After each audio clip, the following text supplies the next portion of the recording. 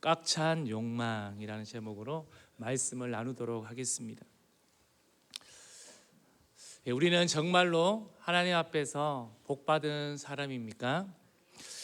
팔복의 두 번째 말씀 가운데 애통하는 자는 복이 있나니 그들이 위로를 받을 것이며 라는 말씀이 참으로 역설적입니다. 세상에 슬퍼하는 게 복이라니까 참 이상하지 않습니까? 그런데 이 애통이라는 단어를 헬라어 사전에 깊은 의미로 풀이하면 우리 신앙의 현주소가 적나라하게 드러납니다. 애통이란 단순히 막무가내로 울고 불고하는 감정의 폭발이 아니라는 것입니다. 진짜 애통은 영적인 질서가 내 안에서 깨졌을 때 그 오는 아픔을 말하고 있습니다. 내 안에 마땅히 있어야 할 것이 없어서 슬퍼하고, 반대로 내 안에 절대로 있어서는 안 될 것이 가득 차 있어서 그 내 안에 있는 이 자신의 그 한탄과 안타까움을 보며 아파하는 상태를 말합니다. 그것이 성경이 말하는 애통이라는 것입니다. 오늘 이 새벽 우리의 마음을 한번 정직하게 들여다봤으면 좋겠습니다. 내 안에 지금 있어야 할 것이 있습니까? 아니면 없어야 할 것들이 지금 내 안에서 주인 노릇하고 있지는 않습니까? 오늘 이것을 내 마음 깊이 들여다보면서 말씀의 은혜를 받는 귀한 시간이 되었으면 합니다. 첫 번째입니다. 있어야 할 거룩한 열정은 어디로 갔습니까? 우리 그리스도인의 마음 중심에는 무엇이 있어야 할까요? 바로 하나님을 향한 애타는 갈망, 목마름이 있어야 합니다. 복음만 들어도 가슴 벅차오르는 첫사랑의 열정이 우리 가운데 있어야 한다는 것입니다. 그런데 종종 우리는 이렇게 변명하고 하지요. 신앙생활 수십 년간 다 하면 그래, 왕년에 나도 아주 뜨거웠어. 그리고 청년부 때는 밤새워 철야도 한번 해봤지. 하지만 나이 들고 세상 일들 하다 보니, 풍파를 겪다 보니까 열정이 식는 것은 아주 자연스러운 거야 라고 말하시는 분은 없습니까? 사랑하는 성도님들, 주님은 그것이 당연하다고 말씀하고 있지 않습니다. 오히려 요한계시록 2장 4절에서 5절에 이렇게 말하고 있습니다. 같이 읽어보도록 하겠습니다. 그러나 너를 책망할 것이 있나니 너의 처음 사랑을 버렸느니라. 그러므로 어디서 떨어졌는지를 생각하고 회개하여 처음 행위를 가지라. 만일 그리하지 아니하고 회개하지 아니하면 내가 내게 가서 내 촛대를 그 자리에서 옮기리라. 이 말씀은 분명히 에베소 교회를, 그 당시 에베소 교회를 향해서 주책하는 말씀이었습니다. 그런데 그것이 에베소 교회만 말씀하시는 걸까요? 바로 오늘 우리에게, 우리가 신앙생활하고 있는 현 주소인 우리에게 말하고 있지 않을까, 우리 한번 깊이 새겨봤으면 좋겠습니다. 있어야 할 사랑이 없는 것은 자연스러운 노화가 아니라 바로 영적인 위기라는 것입니다.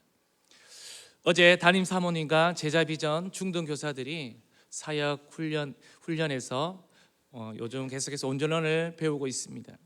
교회는 왜 존재하는가 하는 훈련 챕터에서 세상에서도 훈련받지 않으면 육적인 몸도 퇴행하듯이 교회에서도 영적인 부분을 훈련받지 않으면 퇴행한다고 말씀해 주셨습니다. 그렇게 내 삶에 방치한 영역은 없는지를 우리는 한번 다시 깊이 돌아봐야 할 것입니다. 기억을 한번 떠올려 생각해 보시기를 바랍니다. 우리는 인생의 고비마다 얼마나 절박했는지요. 10대 시절, 우리 한번 시절 가운데 한번 돌아봤으면 좋겠습니다. 10대 시절은 우리 여기 앉아있는 학생들이 기도하겠죠. 수능을 앞두고 매달 치르는 모의고사 점수가 나오지 않을 때 그 답답함 속에서 주님 한번 도와주십시오 라고요, 눈물로 매달리는 그 절박함이 우리에게 있었습니다. 20대 대학생이 되어서는 화려한 세상 문화와 자유 속에서 방황하면서도 내 신앙을 잃지 않으려고 10대 때 배운 복음을 실제 삶으로 살아내려고 몸부림치면서 주님 저를 지켜주십시오 라고 외치던 그 뜨거움은 잊지 않으셨습니까? 또 30대와 40대 그 취업의 문턱에서 혹은 결혼과 자녀의 양육이라는 새로운 파도 앞에서 하나님 내 힘으로 되지 않습니다. 그러면서 힘들어하는 내 자신을 보면서 침낭 하나 꾸려서 기도처에서 울며 기도하던 그 간절함은 어디로 갔습니까? 노년에 이르러 건강을 잃고 인생의 허무함이 밀려올 때 이제는 정말 천국 소망뿐입니다. 주님 잘 믿고 가야 합니다. 주님 붙들던 그 마지막 자존심 같은 열정은 지금 어디로 갔습니까? 우리는 인생의 문제는 해결받으려 그렇게 절박하게 울면서도 왜 정작 내 영혼의 엔진인 하나님을 향한 갈망이 꺼져가는 것에는 이렇게도 무덤덤하는 것일까요? 예레미야 2장 13절은 이렇게 말씀하고 있습니다. 내 백성이 두 가지 악을 행하였나니 곧 그들이 생수의 근원되는 나를 버린 것과 스스로 웅덩이를 판 것인데 그것은 그 물을 가두지 못할 터진 웅덩이들이니라. 네, 사랑하는 성도님들, 있어야 할 생수가 메말라 버린 터진 웅덩이 같은 내 마음을 보며 안타까워해야 한다는 것입니다. 하나님 그때 그 수능날의 간절함으로 그 첫 아이를 품을 안았을 때의 떨림으로 다시금 주님을 갈망이 일어나게 해주십시오. 복음에 대한 그 열정이 사라진 것에 대한 내 모습이 너무나도 괴롭습니다 하는 이 애통이 우리 가운데 나와야 한다는 것입니다. 이 고백이 터져 나오는 사람, 바로 있어야 할 것이 없어 몸부림치며 하늘의 도움을 구하는 사람, 그가 바로 주님이 찾으시는 바로 복 있는 애통자라는 것입니다. 오늘 이 새벽에 우리의 이 애통함이 있어야 될 줄로 믿습니다. 두 번째입니다. 없어야 할 세상의 욕심이 나를 채우고 있지는 않습니까? 우리는 없어야 할 것의 풍요 때문에 애통해야 한다는 것입니다. 성경은 우리의 몸을 뭐라고 표현하고 있습니까? 성전이라고 부릅니다. 성전은 바로 주님이 거하시는 거룩한 곳이라는 것이죠. 그런데 어느덧 우리 안 깊은 곳을 들여다보면 어떻습니까? 거룩함은커녕 온갖 영적인 쓰레기들이 산더미처럼 쌓여 있는 것을 우리는 볼 수가 있습니다. 세상적인 재물과 소유에 대한 과도한 욕망, 끊임없는 비교와 질투, 원망, 그리고 숨겨둔 그 음란함까지, 이것들은 우리의 영혼에 결코 있어서는 안 될 바로 오염물들이라는 것입니다. 왜 그런데 이렇게 되었을까요? 역설적이게도 우리가 너무 부유해졌기 때문에 그렇습니다. 스마트폰 하나면 모든 것이 해결되는 시대에 우리는 살고 있습니다. 앞으로는 더 하겠지요. 외롭고 허전할 때 주님 앞에 무릎 꿇기보다는 손가락 몇 번 움직여 세상의 자극적인 영상으로 우리의 그 빈 마음, 텅 빈 마음을 채우고 있지는 않습니까? 내 안에 없어야 할 세상의 가치관들이 무분별하게 쏟아져 들어오는데 우리는 그것이 독인 줄을 모르고 살아간다는 것입니다. 인간관계와 인맥이 또한 기도를 대신합니다. 감당하기 힘든 일이 생겨도 하나님 도와주세요 라는 말이 우리의 입에서 이제는 잘 먼저 나오지 않습니다. 대신에 어떻습니까? 연락처를 뒤적이며 이 문제를 해결해 줄 수 있는 사람이 누구인지 우리는 수없이 그 전화번호를 찾아봅니다. 뒤척여봅니다. 그 사람에게 전화 한 통을 거는 것이 훨씬 빠르고 효율적이라고 우리는 생각을 하는 것입니다.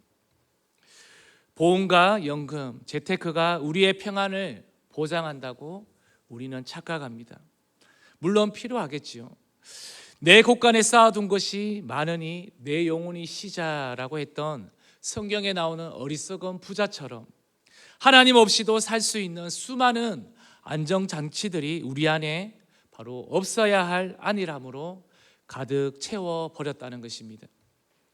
예전에 우리의 신앙생활은 어떻습니까? 한번 돌아보십시오. 자녀가 아프면 약보다 먼저 눈물의 기도를 주님 앞에 드렸습니다. 사업이 휘청거리면 금식하며 기도의 자리를 지켰던 모습이었습니다. 기도의 처소마다 성도들의 눈물이 얼룩진 수건으로 가득 메웠다는 것입니다.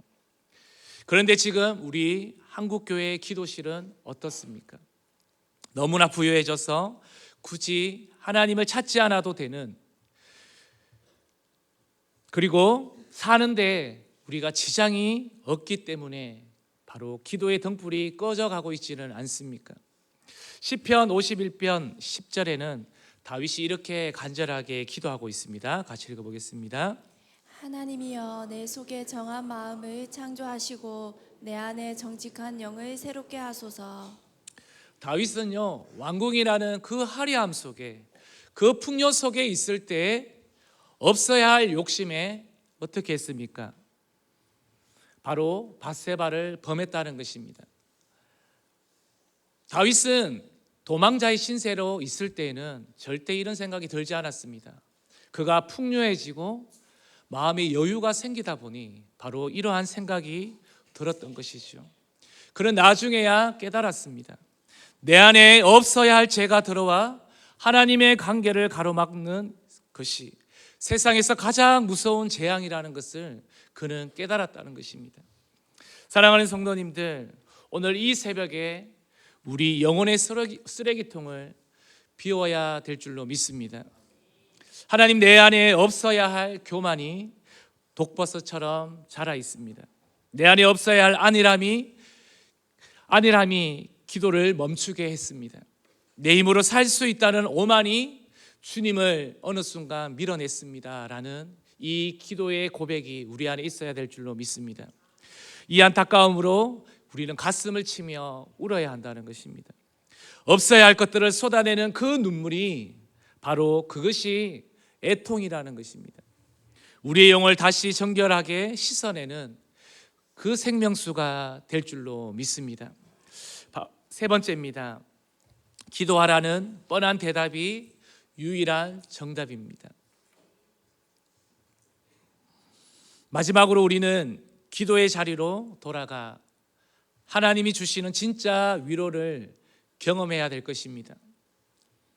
가끔 성도님들이 인생의 무거운 짐을 가지고 목회자들을 찾아올 때가 있습니다. 그러면서 목사님 정말 너무 답답합니다. 어떻게 해야 합니까? 그렇게 안절부절하시는 성도님들이 계십니다. 그때 목회자가 그 성도에게 드릴 수 있는 답은 무엇일까요? 정해져 있습니다. 집사님, 기도해야 합니다. 하나님 앞에 어느 때보다 더 깊이 엎드리셔야 합니다. 그러면 어떤 분들이 속으로 이렇게 생각하며 발걸음을 돌리기도 합니다. 목사님, 그거 너무 뻔한 대답 아닙니까? 제가 기도를 안 해봐서 목사님께 온 줄 아십니까? 라고 말이죠.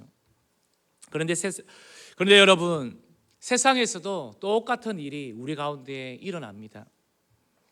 살을 빼고 싶은 사람이 비싼 돈을 들여서 유명한 트레이너나 의사를 찾아가서 묻습니다. 어떻게 하면 살을 뺄 수 있습니까? 어떻게 하면 살이 빠질까요? 그러면 그분들이 뭐라고 하나요? 아주 뻔한 답을 말해줍니다. 저녁에 야식을 드시지 마십시오. 기름진 것 피하십시오. 매일 꾸준히 운동하십시오 라고 말이지요. 그 찾아간 사람은 어떤 의도로 그 의사에게, 트레이너에게 물었을까요? 먹고 싶은 거 다 먹으면서 살 빼는 방법 없을까요? 라는 그 논리가 자기 안에 있지 않을까요? 그래서 내심 기대했을 것입니다. 그러나 세상 어디에도 그런 비법은 없습니다. 건강을 위해서는 식단과 운동이라는 뻔한 원칙을 지키는 것 외에는 다른 길은 없다는 것입니다. 여러분들 기억하십시오. 그 뻔한 대답이 인생의 유일한 정답이라는 것을요. 신앙도 마찬가지입니다. 우리 인생의 문제를 해결하는 비법은 다른 멀리 있지 않습니다. 기도하라는 그 뻔한 대답이 사실은 인생의 유일한 정답임을 믿으시기를 바랍니다. 내 힘으로 해결해 보려고 돌렸던 그 전화 한 통보다 주님 존전에 나와 하늘 아버지께 드리는 애통의 소리 한 번이 더 강력하다는 것을 말이지요. 세상의 위로가 주는 안도감은 금방 증발해 버립니다. 기도의 자리에서 하나님이 우리 곁에서 위로하고 격려함으로 우리의 영혼 골수를 바꾸실 줄로 믿습니다. 그래서 우리 매일의 시간은 우리에게 항상 특별한 날입니다. 믿으십니까? 오늘 이 새벽 예배의 기도가 일상이 된 우리 10대 아이들에게 말해주고 싶습니다. 여러분들에게 힘들면 기도해라는 이 말이 세상에서 가장 따분하고 지겨운 소리처럼 들릴 줄 모릅니다. 매일 드리는 예배가 숙제처럼 느껴지고 기도의 자리가 무기력하게 느껴질 때가 있지 않습니까? 그러면 우리 아이들이 한결같이 하는 말이 있습니다. 또 기도야, 또 예배야 라고 묻고 싶을 때가 있을 것입니다. 하지만 여러분들, 이 기도가 얼마나 소중한 특권인지 우리는 알아야 합니다. 세상 밖으로 한번 나가 보십시오. 힘들 때 울 곳이 없어서 방황하는 청소년이나 어른들은 술집으로, 게임 속으로 혹은 극단적인 선택으로 도망치는 사람들이 얼마나 많은지 모른다는 사실입니다. 그런데 이 자리에서 여러분들이 지금 이 누리는 이 지겨운 예배와 기도가 사실은 여러분 영혼을 살리는 바로 산소 호흡기라는 것을 마음에 새겼으면 합니다. 공부하다가 지칠 때 하나님 너무 이해가 되지 않습니다. 하나님 지혜를 주십시오. 말할 수 있는 대상이 있다는 것이 얼마나 감사합니까? 친구 관계에서 상처받았을 때, 또 세상은 뒷담화를 하지만 여러분들은 주님 앞에 나와서 주님 너무 속상합니다. 어떻게 합니까? 이렇게 말할 수 있는 분이 있다는 것에 여러분 감사하십시오. 또한 우리가 살아가다 보면요, 미래가 막연히 불안해질 때가 있지 않습니까? 그런데 주님께서 뭐라 말씀하십니까? 내가 너의 길을 안다고 주님께서 말씀해 주시는 그 하나님을 만날 수 있어서 얼마나 감사하십니까? 이것은 뻔한 종교 행위가 아니라 바로 여러분의 인생을 지탱해 줄 가장 강력한 무기임을 기억하시기를 바랍니다. 우리 사무엘상 12장 23절, 사무엘은 이렇게 말하고 있습니다. 함께 읽어보도록 하겠습니다. 나는 너희를 위하여 기도하기를 쉬는 죄를 여호와 앞에 결단코 범하지 아니하고 선하고 의로운 길을 너희에게 가르칠 것인즉. 기도를 쉬는 것이 죄가 되는 이유가 무엇일까요? 아무도 말하는 사람 없습니다. 내가 기도하지 않아서 본당에 나오지 않아도 누가 체크하지 않습니다.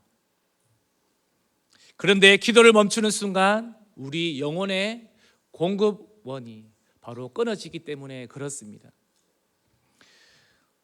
저희 부모님도 그러셨습니다. 저는 어릴 때부터 청년이 되었어도 부모님께서 교회 사택 방문을 열면요, 늘 아버지께서는요 말씀을 읽고 계셨습니다. 그리고 텅 빈 예배당 그 찬바닥에서 무릎 꿇고 기도하시는 모습을 저는 어릴 적부터 계속 보고 자랐습니다.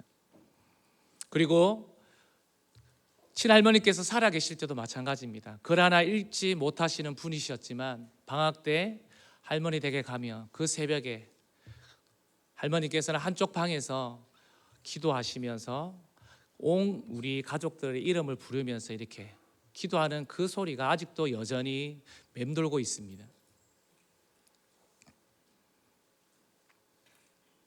문제가 없어서가 아니라요, 기도해야 살 수 있기에 그 뻔한 정답을 온몸으로 붙드신 것입니다.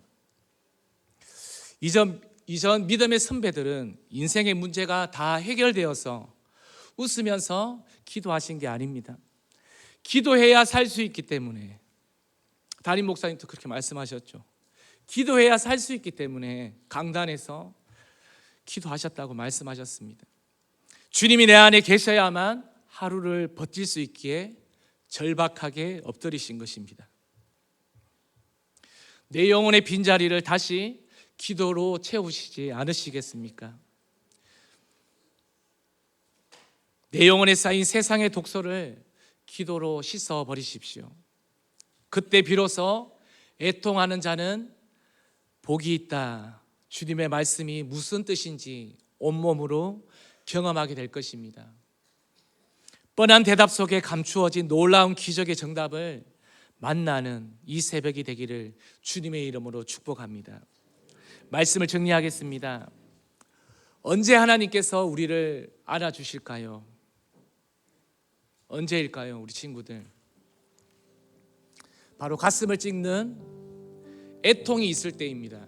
그냥 이 애통이라는 단어는요, 그냥 주님 앞에 와서 그냥 푸념하면서 그냥 눈물 흘리는 것이 아닙니다.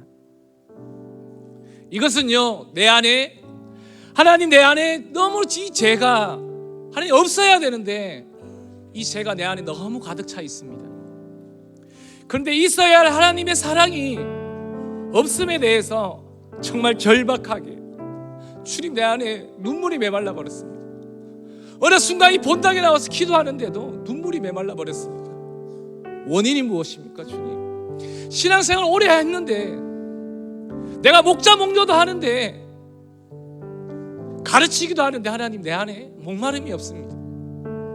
이해통이 없습니다. 한번 이것 때문에 물어보지 않으시겠습니까?